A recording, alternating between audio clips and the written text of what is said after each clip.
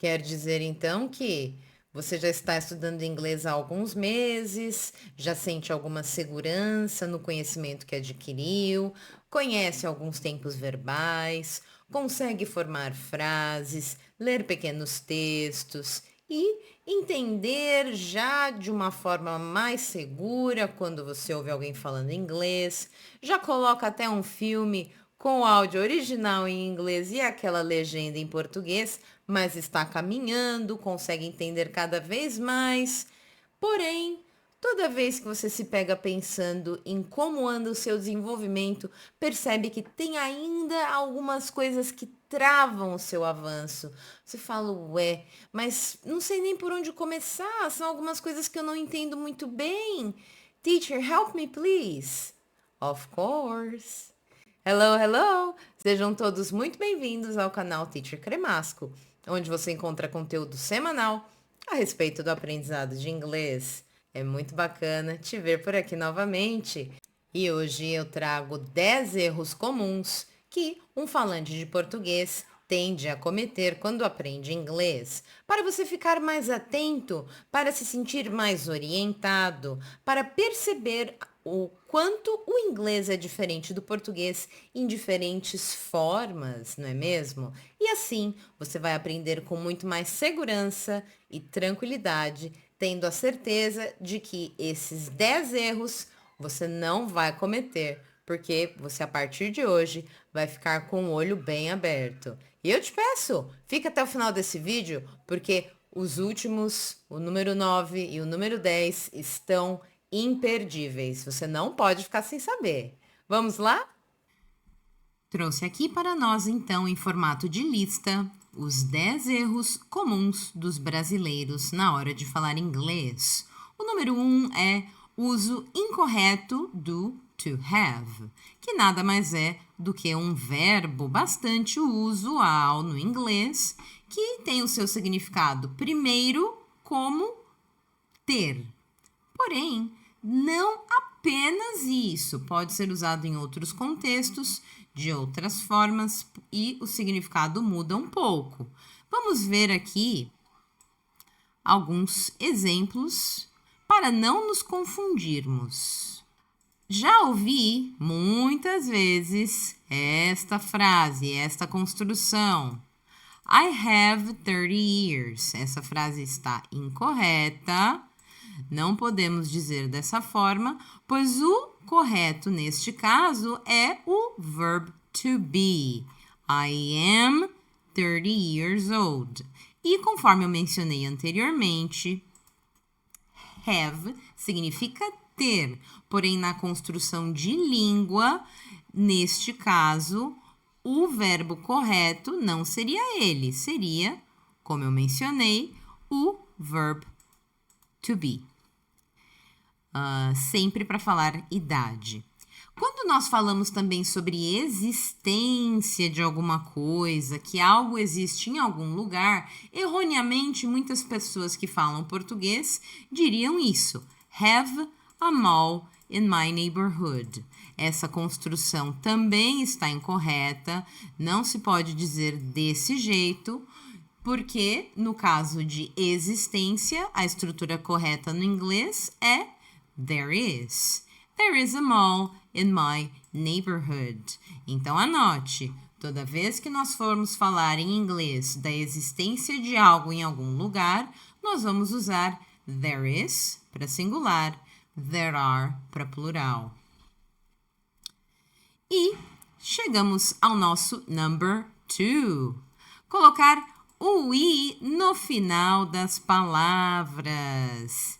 Isso é bastante comum. Por quê? Vou explicar para vocês um pouquinho sobre formação de sílabas. No português, que é uma língua silábica, é comum nós usarmos uma consoante seguida de uma vogal. E, por isso, muitas palavras, com exceção das que terminam com R ou com S, não vão terminar com um som brusco de consoante. Isso em português não existe, exatamente pelo fato do que eu expliquei da língua ser silábica. Já em inglês, como vemos, existem palavras que terminam com um som mudo de P, como map, o som de K, como talk, e muitas outras terminações aí que acabam trazendo certa dificuldade para nós brasileiros falantes de português pronunciarmos pela falta de costume de encerrar uma palavra num som de consoante. Então, a dica aqui é sempre se atentar a essa grande diferença entre as línguas e aceitar que é possível sim que existam palavras terminando em som de consoante. E cada vez mais a gente vai se acostumar a elas quando aprendemos inglês. Não usar it. E aqui temos os exemplos. Por que é tão esquisito para nós brasileiros usarmos o pronome it? Por definição, ele é usado para falar sobre animais, objetos, situações, coisas que não são definidas, coisas abstratas. Então, a gente se refere a isso usando it. Porém, ele é usado dessa forma também aqui no comecinho, para falar sobre o sujeito das frases. Então, não poderia se dizer, por exemplo, apenas raining. Ou então, green, yours. O começo de frase em inglês, quando você vai dizer que algo é ou algo está, você diz it's. It's raining, it's green, it's yours. E causa certo estranhamento aos nossos ouvidos, porque não é algo que nós temos em português, um pronome para identificar esses elementos que eu acabei de explicar. Então, é mais uma coisa que a gente precisa se adaptar à ideia. O nosso number 4 é aquele famoso inglês abrasileirado. Por que isso é tão prejudicial para nós que falamos inglês? Eu explico. Porque é difícil para alguém que mora em outro país, que não vivencia a nossa cultura, entender o que nós queremos dizer. Eu costumo brincar com os alunos dizendo que quando esse tipo de equívoco acontece, eu vou entender porque eu sou da mesma cultura. Eu também nasci no Brasil, também tenho a mesma vivência que eles. Porém, se uma pessoa de outro país ouvisse, não ia fazer a menor ideia do que está sendo dito. E alguns exemplos disso são: I need to take a decision. Não se diz isso. O verbo correto é make. I need to make a decision, quando você vai falar sobre tomada de decisões. E esse take vem da ideia do português, de tomar, né? Não cabe aí. Por isso é necessário prestarmos atenção no uso das palavras que a gente vai escolher para formar as frases em inglês. Lembre-se, não é em português. Um outro exemplo aqui: I wronged the question. Isso também não está correto. E é uma forma de nós expressarmos a ideia de cometer um erro, de se equivocar. E em inglês, para poder dizer isso, usaríamos então get. Conjugado aí no passado, I got the wrong question. Or I got the question wrong. Isso demonstra, de uma forma bastante sucinta, a minha explicação de nos atentarmos às estruturas que pertencem a cada uma das línguas. Maravilha? Eu tenho certeza que você está gostando bastante, não tá? É muito interessante perceber alguns erros que passam desapercebidos por nós, não é mesmo? Deixa um like aqui, deixa um comentário e com certeza você vai fazer uso dessas informações futuramente, a partir de hoje, inclusive. Vamos lá? Vamos interagir também. você deixando seu comentário, eu posso responder, outras pessoas também, e assim estabelecemos um diálogo, não é mesmo? Vamos para o number 5? Confundir a pronúncia de R e de H. É curioso esse tipo de observação. E por que eu trouxe? Porque no português o H ele não é aspirado, ele tem um som mudo, como por exemplo da palavra hotel. Nós não pronunciamos o H, mas em contrapartida a mesma palavra em inglês seria hotel. Hotel. Perceberam como eu aspirei o som do H? Então, isso que causa uma grande confusão para os alunos falantes de português quando aprendem o inglês. Vejam comigo esse exemplo. Red, que é a cor vermelho, como se fosse head, que é a palavra cabeça. Head. A pronúncia muito diferente do red. O som de R em inglês, ele tem sempre esse r. Então, para nós não confundirmos com o som de H, que é o som aspirado, como eu mencionei, como no exemplo de head, hospital. Maravilha? Number 6. Não estar atento aos falsos cognatos. O que são os falsos cognatos, teacher? São as palavras que em português, na nossa cabeça, já significam uma coisa e quando a gente vai ver em inglês, é algo completamente diferente. Vou colocar até aqui em destaque para nós não nos esquecermos de como isso é importante. Vejam só, pretend em inglês significa fingir. Eu posso dizer, por exemplo, assim: Oh, I am going to pretend to be you. Vou fingir que sou você. E não significa pretender. O verbo pretender em inglês é intend. Imaginem que eu digo: I intend to become a great astronaut one day. A great astronaut one day is my dream. Então, é algo que eu tenho a intenção. I intend to. Certo? Puxa, esse exemplo é o clássico das portas. Quer dizer empurrar. Não quer dizer puxar. E mais um aqui que é bastante comum de causar uma bela confusão, que é a palavra sensible. Sensible significa sensato e não sensível. Então, quando você disser para alguém, oh, come on, be sensible, use your senses, é para a pessoa pensar de uma forma mais sensata, usando raciocínio mais lógico, usando the senses, ok? Number 7, não estar atento aos plurais irregulares. Pois é, em inglês nós temos muitos plurais irregulares, como os que eu vou mostrar para vocês aqui. Vejam comigo.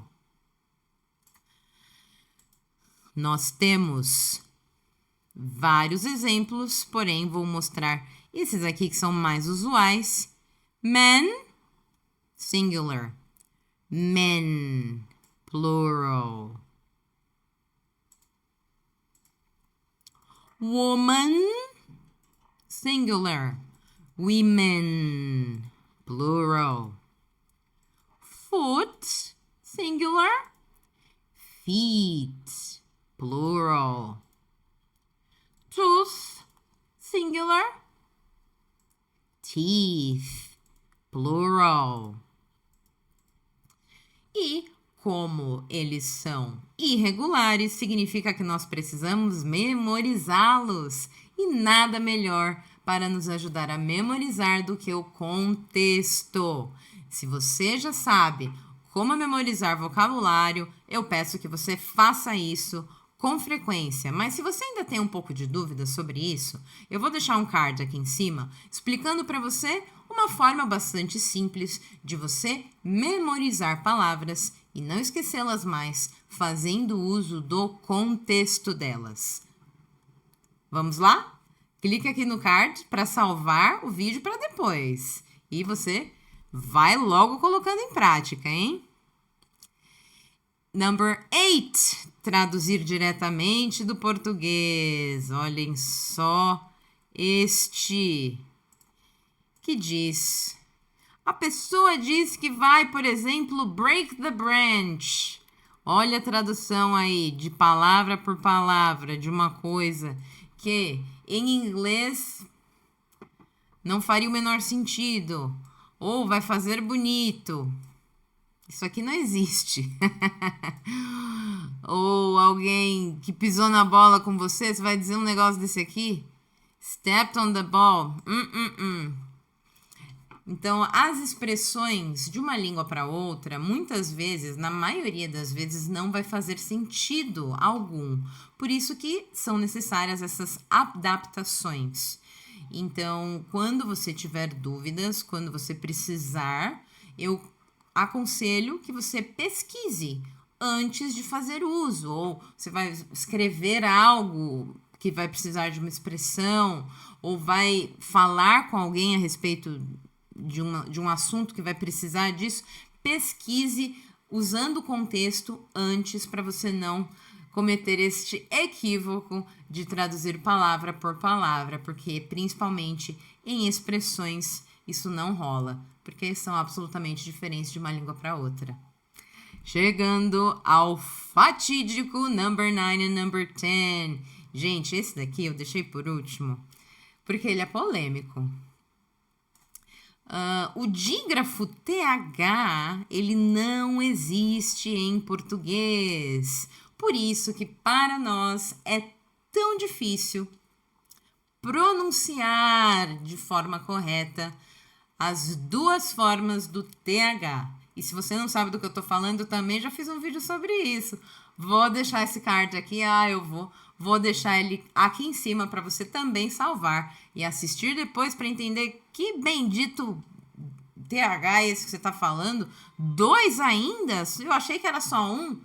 Veja então que palavras importantes no inglês como think, thank, thick precisam deste som, que é o som inicial da palavra. E devido ao fato de não existir no português, que a gente acaba tendo um trabalhinho maior aí na hora da pronúncia. Mas nada que algum treino não resolva. E com certeza esse vídeo que eu deixei o card aqui vai te ajudar caso você não saiba do que eu estou falando. E o último, e não menos importante, number 10. Confundir palavras de grafia e pronúncia parecidas. Gente, isso aqui é algo fundamental de ser notado, de ser ressaltado. Por quê? Várias dessas palavras acabam passando desapercebidas por nós, ou nós pronunciamos errado e acabamos comprometendo o nosso discurso, e uma letrinha às vezes muda o som completamente. Às vezes temos sons de vogal que são mais longos, sons que são mais curtos, e não sabê-los ou pronunciá-los incorretamente pode comprometer a sua fala ou te colocar até numa saia justa. Já pensou? Você quis dizer uma coisa, a pessoa entendeu outra e lascou, né? Vejam bem esses exemplos aqui. Word, world. Eu estou exagerando um pouquinho na pronúncia para vocês notarem aí com clareza a diferença. Word, world. Ear, ear, ear, ear. Sheep, percebam a vogal longa. Sheep, ship. Sheep, ship. Esses foram aí alguns exemplos que eu trouxe para nós da grafia e pronúncia parecidas. Retomando então todos os 10 elementos que eu trouxe para nós, os 10 erros comuns, para você anotar aí caso alguma coisa tenha ficado para trás. Tomar cuidado com o uso de have. Tomar cuidado também com o I de apoio, a vogalzinha de apoio lá no final das consoantes, das palavras que têm consoante. O uso de it como pronome, que é colocado muitas das vezes em inglês lá no sujeito, lá no comecinho da frase. Usar estruturas do português, porém no inglês, sem saber muito bem aí fazer a troca certa dos verbos. A confusão das pronúncias do R e do H. Os falsos cognatos, que podem nos puxar o tapete muito antes do que nós esperamos. Os plurais irregulares. A tradução direta do português de expressões, os chamados idioms, em inglês. O bendito do TH, que pode ser um grande inimigo se a gente não treinar para pronunciá-lo corretamente, nas suas duas formas. E por último, confundir palavras de grafia e pronúncia parecidas, mas que são absolutamente diferentes em termos de significado. Bem, eu espero ter ajudado vocês com esses 10 erros comuns para serem evitados. Eu peço que, caso esse conteúdo tenha ajudado você de alguma forma, que você deixe, por favor, um like, um comentário, fale sobre esse vídeo com um amigo e assim nós vamos estabelecendo diálogo. Eu vou recebendo de vocês esse feedback para saber se estou no caminho certo, produzindo conteúdo que serve para você ter uma orientação de estudos melhor e mais correta e adequada para o que você precisa. E vamos continuando. Thank you very much. See you next time. Bye bye.